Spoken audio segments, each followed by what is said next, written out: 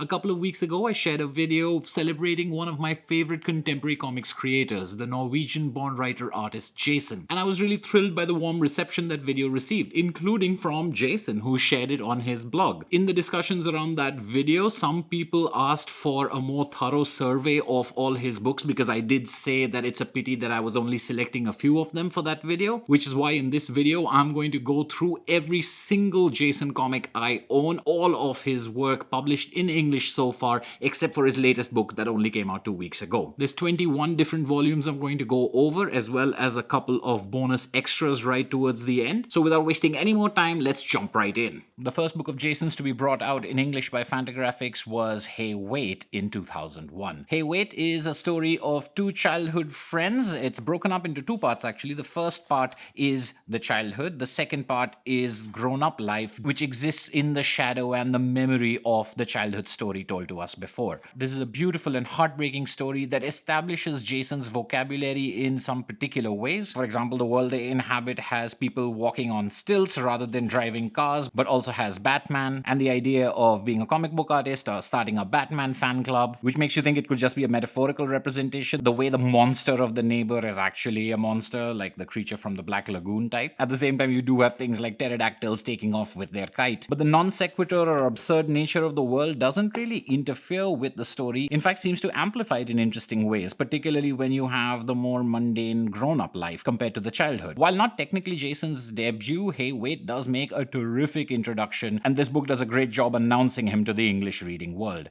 This is the first edition of Hey Wait, which had a different art and design style than what Fantagraphics would create for the Jason paperbacks eventually. The second edition was made to match the rest of the Jason paperbacks, which means that it had this gatefold flap design and a cover design and art scheme that more closely matched the interior pages than the original watercolors. After Hey Wait in 2001, next year in 2002, Fantagraphics brought out Shshhh, a collection of Jason's silent comics. This again is the second edition. I don't own the first edition. I've never been able to find it, which has the same gatefold flap design for the covers, including a self-portrait by Jason. This is an absurd and slightly slapstick series of stories that still feels quite poignant because it so perfectly marries this silent pantomime to this fairy tale storytelling, to some very dark themes about love, life, longing, and death. Jason's deadpan style, as well as fixed panel structure, constant angles, and many other touches really take hold and shine in this book. After Hey Wait in 2001 and Shshhh in 2002, Fantagraphics next brought out The Iron Wagon in 2003. This is Jason's adaptation of a novel by Stein Riverton, a Norwegian mystery novelist, whose book of the same name, The Iron Wagon, has never been translated into English or hadn't been at the time of this adaptation. This is an unusual book by Jason, one because he uses this kind of orange reddish color scheme, and second because it's possibly the most verbose with the most text of any Jason comic that I've read. This is a terrific mystery that precedes a famous Agatha Christie story that's similar to this in its resolution by a few years, from what I understand. The Iron Wagon, I'm guessing, was the first Fantagraphics edition to use this matte paper and gatefold design, which the previous books were later re-edited too. This is a wonderful book that really showcases Jason's range and is unfortunately out of print as a single volume right now, as is Tell Me Something, which was brought out in 2004 by Fantagraphics. A used ex-library copy is all I could find, which is why I can't enjoy the flaps or the matte cover of this edition the way I can of the others. This particular copy is from the Cedar Mill Community Library in Portland, Oregon. So greetings, Portland, Oregon. Tell Me Something is another silent slapstick story, but contains two timelines. The ones with the white border is the present, the ones with the black border is the past, and you switch between the past and the present, getting this pantomime story of two characters until it all comes together and intersects in the final pages. A wonderful Buster Keaton, Harold Lloyd-inspired silent story that actually feels quite tragic, almost like a Victorian melodrama. The same year, 2004, saw the publication of You Can't Get There From Here. I love this book. It's one of my early favorites. It marries together a mainly silent story that has speech only by the most insignificant characters at the most non-plot oriented moments. These two Igors, who assist two two different mad scientists in this story, which isn't really a love triangle, but it's about a scientist who creates a bride of Frankenstein for his monster and then gets jealous of them. So there's love, sex, betrayal, violence, and again, a curious mixture of pratfall violence and quite dark themes and storylines. The mob with pitchforks and torches takes on a completely different feeling while staying very true to the kind of things that Jason is referencing. I love this book because I look upon it as a perfect example of how diverse the storytelling of Jason can be within a single book, as well as how many different tones he's able to stitch together in a cohesive, although unusual narrative. The next year, 2005, saw the publication of Why Are You Doing This? This was, I believe, Jason's first full-color work, at least in this English language chronological reading, the coloring being done by Hubert. This is a mistaken identity thriller that is quite relatable, with a sort of slacker central character who gets pulled into things where he's way out of his depth, very much like an Alfred Hitchcock movie. But of course, it's Jason's storytelling, so the plot or the solution is less important than the characters and the moments they share and the kind of silences as well as exchanges that they have. This is also a pretty text-heavy Jason. Again, relatively speaking, it's perfectly fine for comics, and there are many panels that are silent or just about reactions, and the ending of this book packs a real wallop. To extend my film metaphor, this is like an Alfred Hitchcock movie mixed in with one of the dramatic Coen brothers tragedies. Followed next year in 2006 by Meow Baby, a collected volume of lighter gag short stories with a cast of pop cultural icons, including vampires and mummies and Van Helsing, more mummies, Angel and Devil, a human-faced god, very unusual for a Jason comic. And while I say they're light and gags, they continue to be absurd and referential and populated by these dead-eyed, almost expressionless animals, which gives even the silliest things some sort of weight and resonance, because I guess of what you're reading into these characters. That's the Terminator. There's a lot of style and I would say a fair amount of substance in Meow Baby. The same year as Meow Baby, 2006, also saw the publication of The Left Bank Gang, one of my favorite Jasons of all time. This full-color story imagines Ezra Pound, F. Scott Fitzgerald, Ernest Hemingway, and James Joyce as penniless graphic novelists living in Paris in the 1920s. And it's great fun to see Jason style tackling the difference between Fitzgerald and Hemingway, for example, and the seriousness with which each of them approach their drawing and writing. I love the little jokes in here, like Hemingway commenting that Tolstoy is a decent cartoonist, but all of his characters have the same face. But beyond jokes, this story does deal with war and trauma and, again, love and betrayal, all done within this alternate environment, which then turns halfway to become a multi-point of view heist story. A lot of fun and a great read for almost everyone. Then the next year, 2007, brought The Living and the Dead, Jason's take on the George Romero zombie story. This story features these dialogue caption cards like the old Charlie Chaplin movies, and this distinctly adult take on longing and desire, the kind of silent relationship between a lonely man and a prostitute he passes on the street every day, very quickly transforms into a zombie survival story, which ends up being as romantic as it is thrilling. This was published in 2007, so it's a little ahead of the curve as far as the mass saturation of zombies is concerned, but at the same time does pay a very loving tribute to everything that has come before it. I think even if you're sick and tired of zombies, maybe particularly if you're sick and tired of zombies, you should take a look at The Living and the Dead.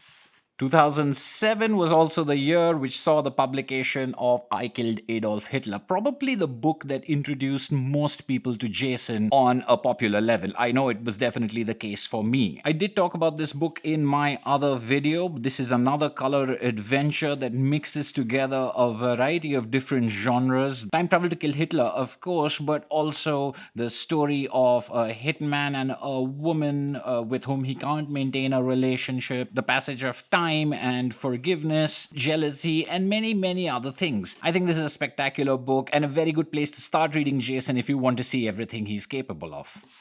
Which could also be said for 2008's The Last Musketeer. Chronologically speaking, the 1-2 punch of I Killed Adolf Hitler and The Last Musketeer is hard to top. Another color adventure, this sees Athos from the Three Musketeers, who's miraculously survived for hundreds of years as a penniless panhandler when an attack on Earth turns out to be from Mars, at which he springs into action and finds himself stealing his way onto a rocket ship that takes him to Mars. And suffice to say that you've got Alexandre Dumas, you've got Edgar Rice Burroughs, you've got Alex Raymond's Flash Gordon, even the reprogrammed enemy robot from a lot of science fiction stories, coming together in a wonderful mishmash that really, like most Jason, has to be read to be believed. Much like most of the other books we've seen, The Last Musketeer manages to mix absurdity and ridiculousness with pathos and heartbreak in a way that I don't see anybody else doing. Like 2007's I Killed Adolf Hitler, The Last Musketeer makes a great first Jason to read if you're not interested in seeing how he's developed and want to see exactly how he works at the height of his powers. And speaking of how he's developed, 2008 saw the publication of Pocketful of Rain, a very early Jason work that Fantagraphics published in English much later. Pocketful of Rain and Other Stories by Jason is a collection of early artwork, most of which is unrecognizable as Jason. He uses human figures, a much more traditional pacing instead of the jump cuts that we usually see in his later stories. You see him experimenting with a lot of different things and being influenced by a number of different things, and then the birth of what would become his signature style. I'm used to Jason having different subject matter, but the differences in styles and approach in this collection make it feel most like an anthology of all his works. I can't recommend this as the first Jason for people to read today, although these are the first Jason stories that were published. These are the things that he won awards for even. So I don't mean to say that they're not worthwhile. It's just that I think that these stories work so much better when you're a fan of Jason and you want to see where he came from and how he grew and developed into the artist he is today. But that does not obviously mean that everyone has to take that approach. You could pick this up first and put yourself into the shoes of Norwegian readers or European fans who've been following him since the very beginning if you wanted to. So after The Last Musketeer and Pocketful of Rain in 2008, 2009 saw the publication of Low Moon. This is Jason's first hardcover from Fantagraphics and a collection of stories being published together for the first time. Although a collection, it's not a reprint collection except for Low Moon, which was originally published in the New York Times Sunday magazine. The other stories, Emily Says Hello and Early Film Noir and You Are Here, are published here for the first time. This is a collection of stories all in color, all just 4 panels a page. The same structure and approach applied to wildly different stories. I love talking about the title story, Low Moon, because I love saying it's a chess western, but there's a lot more to it, just the way that most Jason stories are. They're fun to summarize or encapsulate in one sentence because it creates this absurd sense, but then there is another layer of exactly how touching or how funny or how telling and how absurd life is that these stories all convey to us. From 2009, the Low Moon hardcover format becomes something that Jason works more and more in. The first example of that from 2010 is Almost Silent, a hardcover collection reprinting 4 of his earlier works. Almost Silent reprints his silent stories, Meow Baby, Tell Me Something, You Can't Get There From Here, and The Living and the Dead. As you can see, the hardcovers are slightly smaller than the original albums, but it's not that huge a difference, and the production quality of the cloth spine and the covers and the binding definitely make it worthwhile, especially if the original albums are out of print or hard to find. Although I will say that I've been able to find most of these albums secondhand. I wouldn't say they were easy to find, but they're not really extremely difficult to find or extremely overpriced the way that some books can be. I love manageably sized hardcovers, but I also love these matte covered, inside flap jacket editions, so I don't see why I need to choose.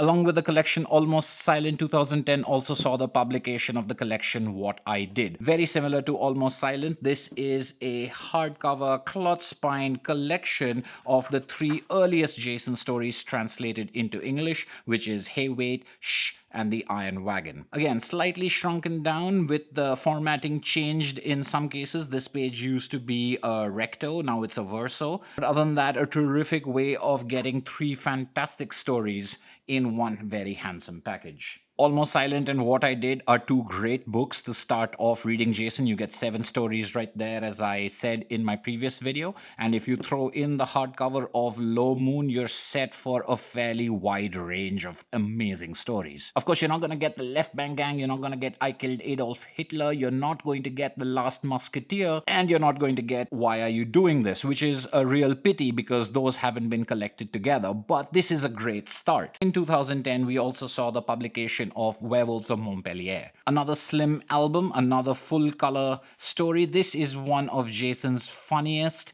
and at the same time, Werewolves of Montpellier may be Jason's most mature fiction, although I feel a little odd saying that. I think all of his stuff is very mature in certain ways, and not just because it's for grown-ups because of its content, but because of the themes that it addresses. But the complexity of the storytelling, of marrying one silly little idea again to a larger relationship story that sort of models itself on Breakfast at Tiffany's or other Audrey Hepburn movies, and therefore the location of France and the stories that we tell ourselves and the kind of histories we want to have are some of the very heady topics hidden inside this story of a burglar who dresses up as a werewolf in order to protect his identity and then irritates the real werewolves who don't want that kind of attention. I would say highly recommended, but that really holds true for every book I've shown so far.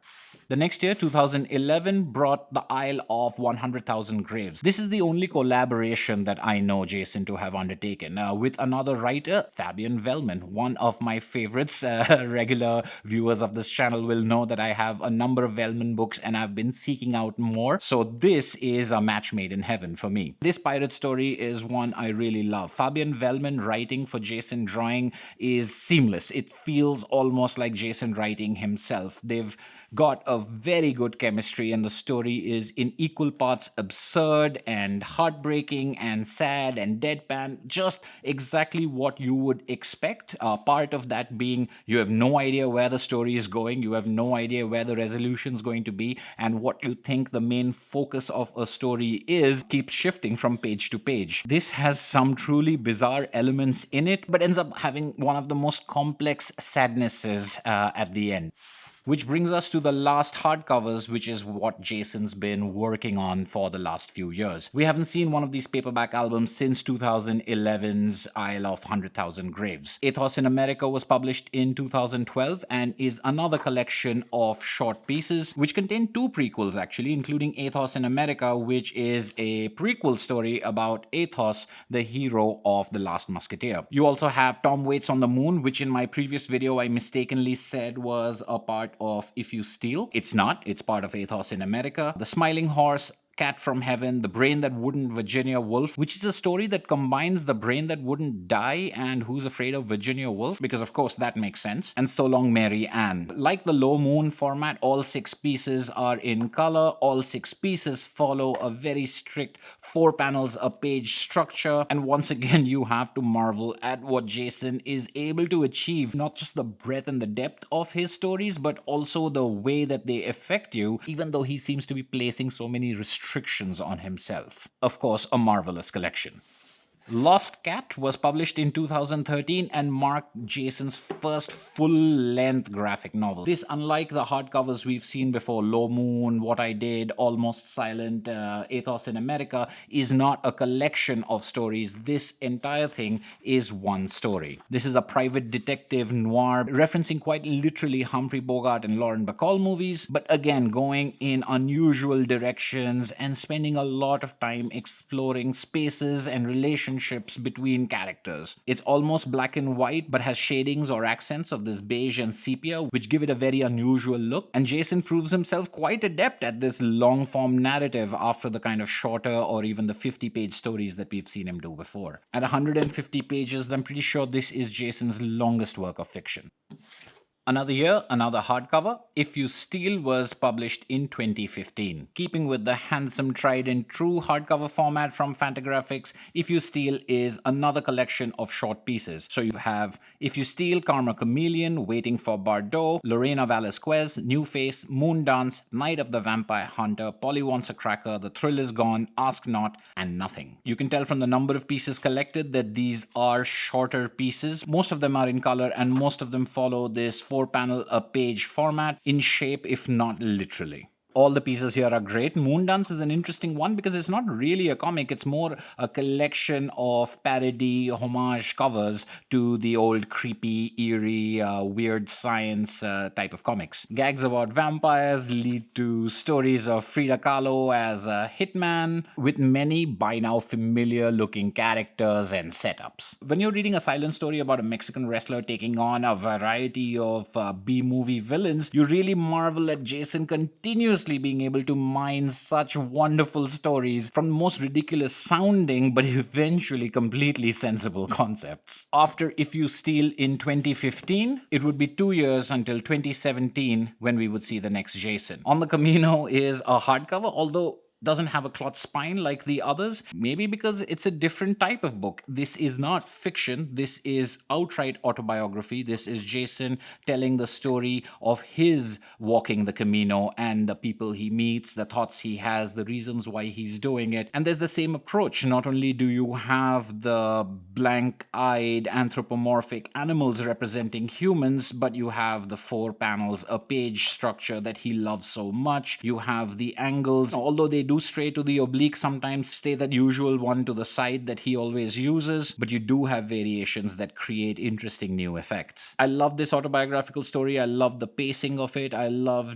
the deepness of examination, as well as some of the more metafictional aspects in which he wonders if he should tell people that he's going to end up drawing them as animals in a comic book and things like that. This does work wonderfully well for me because it expands my opinion of what I thought Jason was capable of by doing autobiography in the same style as he does his more absurd and more experimental fiction. But my wife has only read one Jason, and it's this one, and she loved it. So I think even though it's very different from his other work, this could make a great introduction to Jason as well. And On the Camino is where my chronological collection of Jason ends. His latest book, O Josephine, has been released I think a week or so ago, but it hasn't yet come to India. But you can rest assured I'll be featuring it in a video once I do get it. However, I do have a couple of extras to show you. This is Jason in America, a comic book brought out by Fantagraphics to celebrate 10 years of publishing Jason in English. This was brought out in 2011. This contains a tribute page by Mike Allred, a tribute comic by Kim Deitch, a little introduction by the late great Kim Thompson, and a collection of some rare and unpublished Jason comics. There's also an interview of colorist Hubert by Kim Thompson, more comics by Jason, an interview from 2011 of Jason himself, more comics including an earlier God and Devil comic that we saw in one of the collections, this comic that always reminds me of Dark City or the Hush episode of Buffy the Vampire Slayer, Darth Vader and the Terminator at Slam Poetry Night, and this US checklist of Jason's work, and does contain a look at the first edition cover of Shh, which I do not have. The back cover is the table of contents with a Jason drawing. For fans of Jason, this is a great thing to have, collecting things in it